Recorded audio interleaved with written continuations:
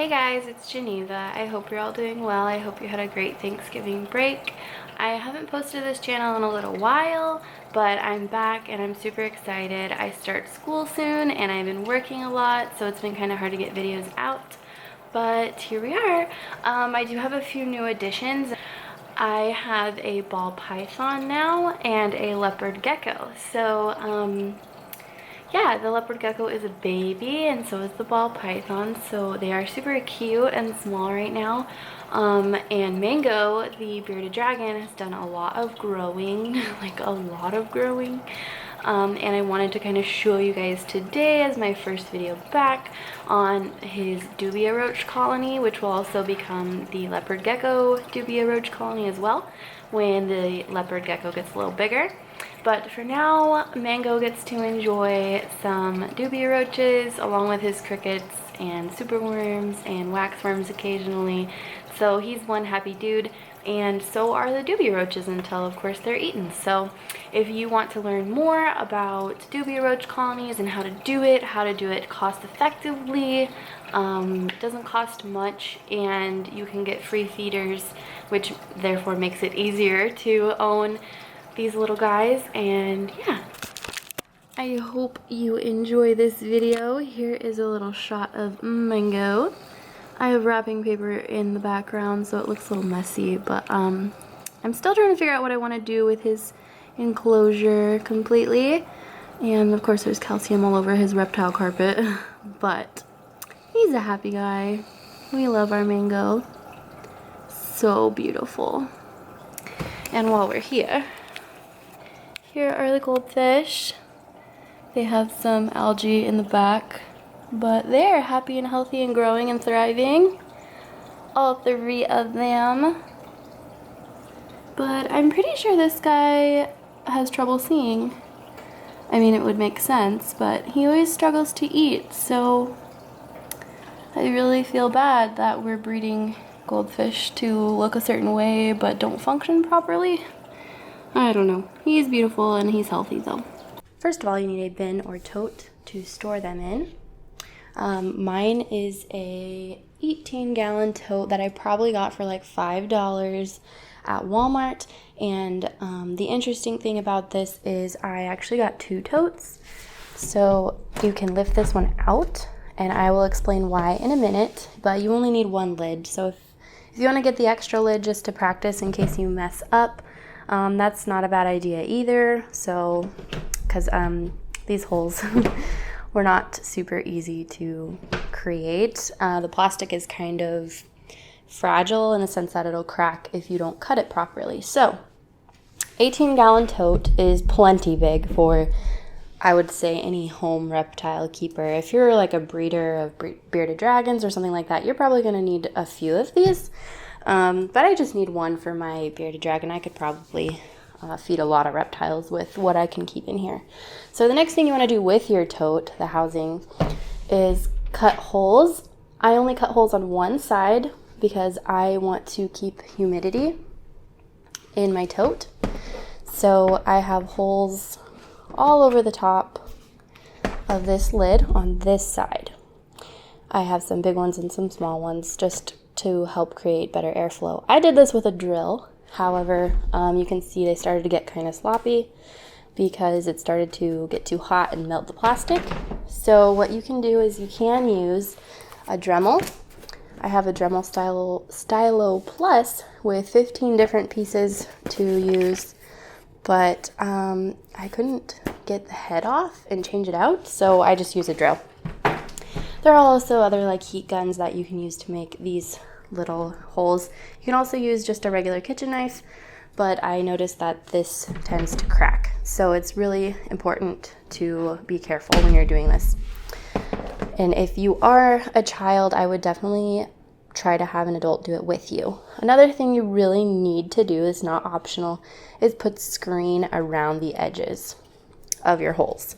Because even though Dubia roaches struggle to climb, you never know, they could get up at some point. And you want to make sure there's a thick layer on all sides to keep the screen down. I would even put some on top as well if you don't mind it looking kind of ugly. So that's one safety measure to keep them stored in here very carefully. And you can get this screen. It's just window screen that you would put on your windows in your home or your apartment, wherever you're living. And I got this at Home Depot, again, probably for $5. And I have more than enough to cover probably 10 of these bins. So that's really nice. And hot glue guns. You can get a hot glue gun, again, Walmart.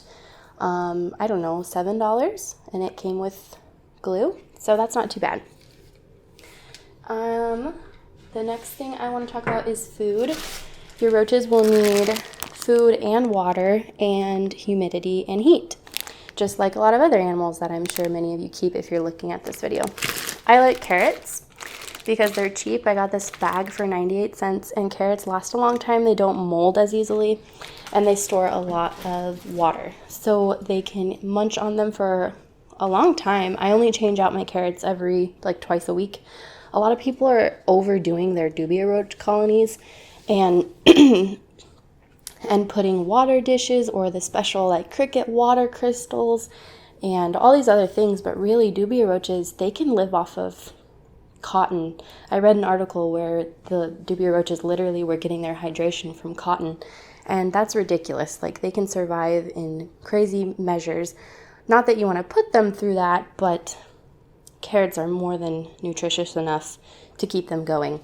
So now I'm going to take you inside my Dubia Roach bin and kind of show you what we've got going on in here. So you take the lid off, and you're going to see a few things. Let me set the lid down. You're going to see a few things. I have egg crate all over the bottom, and a few paper towel rolls cut into pieces. And they really like to hide in these little holes, and it makes them feel safe. They cuddle up together and breed and do their thing. You can see some debris at the bottom from, I keep eggshells for calcium. I don't know if they really eat it, but worst case scenario, it just sits there. And then dry bearded dragon food if for some reason they run out of carrots before I change them out. They can munch on bearded dragon food because they're going to my bearded dragon. You want to feed them something that makes sense. Like, I would also feed them butternut squash, things with calcium, stuff like that. So that's a good idea. And the reason I have two bins is the bottom is completely cut out of the first bin, and I put screen on the bottom. So to clean this, it's self-cleaning practically. You would just lift out this first bin and give it a good shake. You would give it a good shake, and then all the debris would go into the second bin, and you would just dump it out. So all their debris, poop, and everything goes out, but you do have to hot glue the screen really well and fasten it really well so that way it doesn't go anywhere and that you don't have Dubia roaches escaping. Another really cool thing about having two bins is you can lift up one side and put a heat mat on one side. You're not supposed to do that per the directions of most heat mats, but if you get a germinating heat mat for plants or reptiles and you put it on thermostat, it won't get too hot and you're able to heat your colony that way. What I did is I purchased one of these.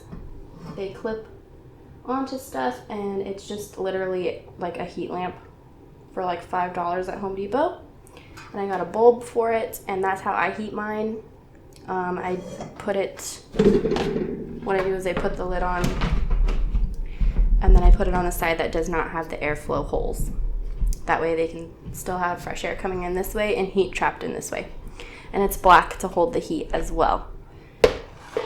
And then as for this goofy tape on the top, this is double-sided tape. That way, if God forbid they did climb up the side, they would get stuck. Because I'm not dealing with Dubia roaches all over my house. With these bins, if you get the same kind that I have, they do have holes up here. So I filled those in as well.